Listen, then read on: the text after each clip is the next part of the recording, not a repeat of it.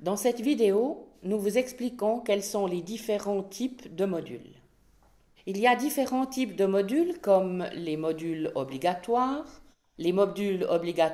à option et les modules à option. Ensuite, nous faisons une distinction entre les modules selon les différentes manières d'évaluer les compétences. On a les modules E, les modules PA et les modules PB. Qu'est-ce que cela signifie? Commençons par les différents types de modules. On a les modules obligatoires. Ils sont, comme leur nom l'indique, imposés. Ils doivent donc impérativement être suivis pendant les études. Parmi les modules obligatoires à option, vous pouvez en choisir un certain nombre librement dans l'offre qui vous est proposée. Par exemple, 2 parmi 4, 3 parmi 5, etc. En ce qui concerne les modules à option, vous avez un grand choix qui vous est offert.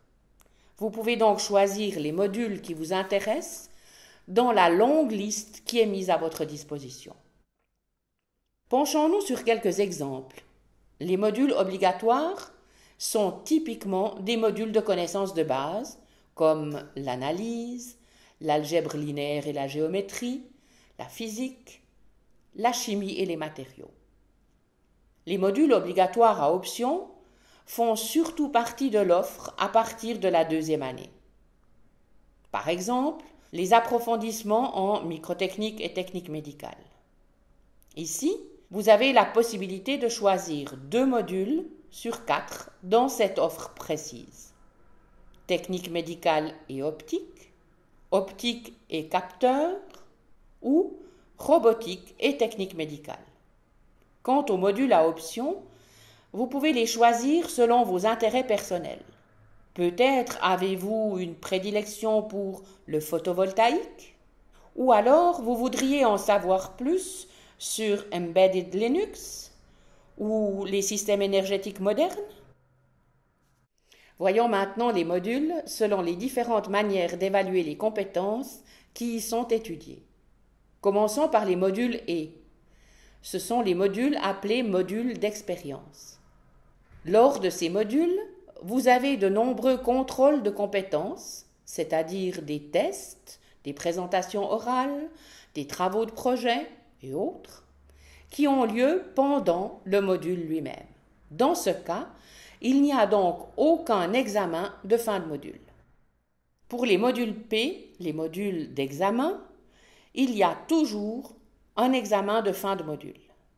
Pour les modules PA, l'attestation de compétences est basée à 100% sur l'examen de fin de module.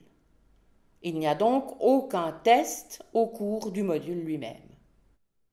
Tandis que pour les modules PB, il y a 2 éléments pour attester les compétences. D'une part, des tests de compétences pendant le module et d'autre part, un examen de fin de module. Cependant, ces 2 éléments ne sont pas toujours pondérés de la même manière. Fréquemment, la note d'expérience vaut 25% et l'examen de fin de module 75%. Toutefois, la pondération peut aussi être différente, c'est-à-dire 50-50 ou 35-65. Vous trouvez des informations précises à ce sujet dans les différents descriptifs de modules. Ici aussi, voyons quelques exemples.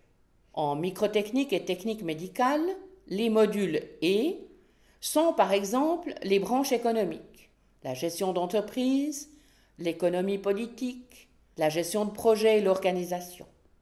Les modules PA se trouvent surtout en informatique. Par exemple, dans l'approfondissement Mobile Computing, il y a 3 modules PA. Pour chacun de ces modules, il n'y a qu'un examen de fin de module. En microtechnique et technique médicale, les modules PB sont par exemple les modules d'analyse ou d'algèbre linéaire et géométrie. Si nous examinons maintenant les différents descriptifs de modules, nous voyons que les tests pendant les modules représentent le 35% de l'évaluation, tandis que l'examen final, lui, représente 65% de cette même évaluation. Nous avons vu différents types de modules, les modules obligatoires, obligatoires à option et à option, ainsi que les différentes manières d'évaluer les compétences dans les modules E, PA et PB.